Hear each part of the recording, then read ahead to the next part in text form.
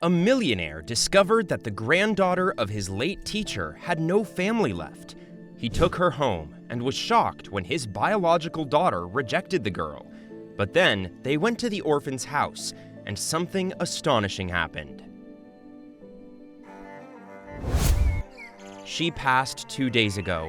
The alum committee sent the news, inviting everyone to the funeral tomorrow.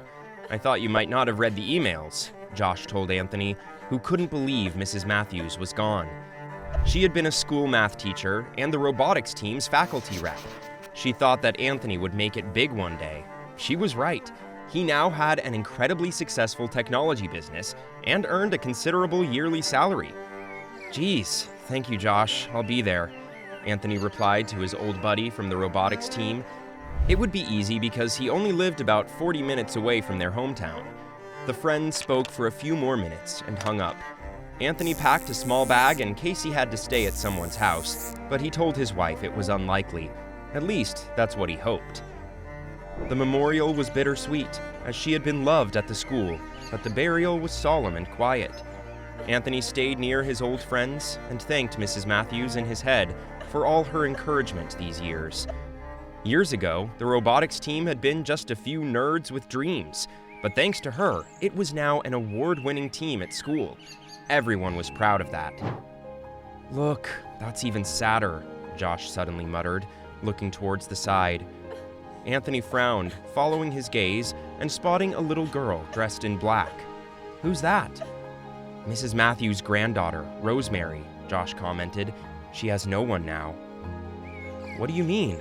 Wouldn't she be Charles's daughter?" Anthony asked, confused. "He and his wife died a few years ago in a car accident." Josh shook his head. Mrs. Matthews was her only family left. "What's going to happen to her?" "I heard Mrs. Matthews' neighbor took her in temporarily, but I think she'll be sent to the system soon," Josh said, frowning. "I could be wrong, though." "I can't believe all I've missed," Anthony muttered, feeling terrible. Josh shrugged and patted Anthony's shoulder. "That's life, my man." "Can we go ask?" "Sure," his friend responded. They approached a woman who sat next to the little girl, and they pulled her aside. She confirmed that she had taken Rosemary for a while, but she was older than Mrs. Matthews and couldn't have a kid, so a social worker was coming later that day to take her somewhere. "No, we can't allow that," Anthony refused. "Tony, man, you can't exactly dictate that." Josh tried to calm him. "No, I mean the foster system," Anthony said, clearing his head. "It's awful. We can't let the poor girl get lost in that system. Mrs. Matthews did a lot for us back then. We should do something." "What?" Josh asked, flabbergasted. In the end, Anthony stepped up and volunteered to foster the girl. He explained to the social worker that he had a wife and a daughter at home, so he knew all about being a family. He told her about his job and how much he made, which was more than enough to give Rosemary many opportunities. The social worker agreed reluctantly, and she would be conducting an inspection soon, but it would take a few days since he lived farther away. "Hey, Rosemary," Anthony approached the little girl, kneeling to her eye level. "You're coming home with me. I have a daughter, Gina, who's going to love having a little sister, and we have a huge house with tons of toys. I can tell you so many stories about your grandmother. What do you think?"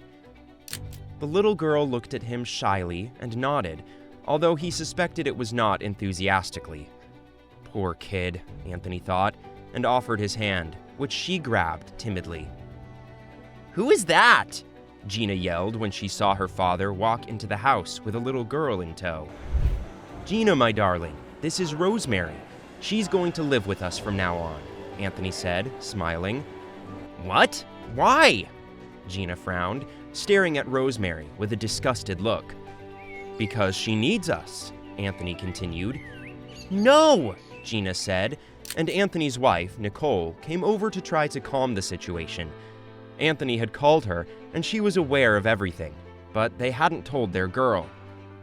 "Gina, sweetie, you have to be gracious to our guest," Nicole told their daughter, smiling.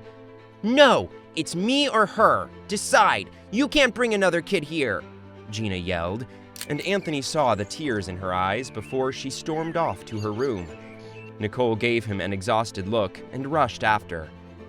But Anthony turned and saw Rosemary looking down, as if ashamed.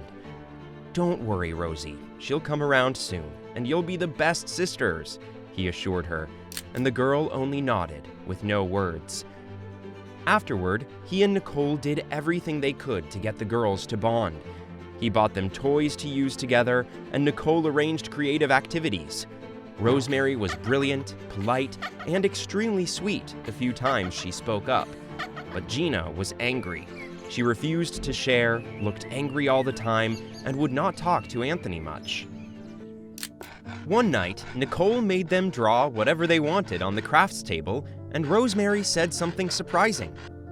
"What are you drawing, sweetie?" Nicole asked the orphan girl.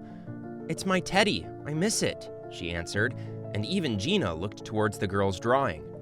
"Oh, where is it, honey?" Nicole continued. "At Grandma's house, I think," Rosemary answered. Anthony had been sitting in the living room and heard the conversation. He went to them. "Would you like to get it back, Rosie?" The little girl finally raised her head, and her bright eyes told him everything. "Can we? Really?" "Yeah, of course. You, Gina, and I will take a road trip tomorrow," Anthony assured and smiled at his daughter. He had included her because he knew she would be jealous, but also this might be a good lesson for her. "This is your house?" Gina asked, looking around in confusion. Mrs. Matthews' house was going to be placed for sale, but they had currently covered some of the furniture with blankets. It was also small. There were stains on the wall, and some things were run down and broken. Gina was not used to houses like this. Anthony felt something akin to shame at discovering that his favorite teacher lived like this in her old age, and while trying to raise her granddaughter. He felt terrible for forgetting her and not checking up. "Yeah," Rosemary responded eagerly to Gina, as this was the first time the older girl spoke to her directly. "It was pretty before, but Grandma's gone now." "Okay, Rosie, let's see if we can find your teddy," Anthony suggested, and they went further into the house. It's here, Rosemary said from her room, and both Anthony and Gina went closer. "This is your room? Where are all your toys?" Gina asked, confused about the emptiness and lack of color. Her own room back home was pink and purple, filled with posters, with tons of toys, teddies, gadgets, and more. Her friends had similar homes too. Anthony realized just then that Gina had no idea that other kids didn't all have the same privileges she did. Maybe that's why she hasn't accepted Rosemary. She doesn't know what it was like to have nothing, he realized, and promised to rectify the situation immediately. "I don't have any other toys. I only have a teddy, but it's my favorite. My dad got it for me, and Grandma had to fix it once because the arm came off. I cried, but she fixed it," Rosemary said, hugging the teddy to her chest. Gina didn't say a word. "Okay, girls, let's go," Anthony said, and he took them for burgers and ice cream and started to drive back to their house. He was thinking about talking to Nicole to explain what he had realized about Gina, but surprisingly, as soon as they walked into the house, Gina grabbed Rosemary's hand and pulled her into her room. Nicole was shocked too, and they both followed the girls slowly. In Gina's room, they saw their biological daughter pulling a bunch of her toys out. "You can have these toys too.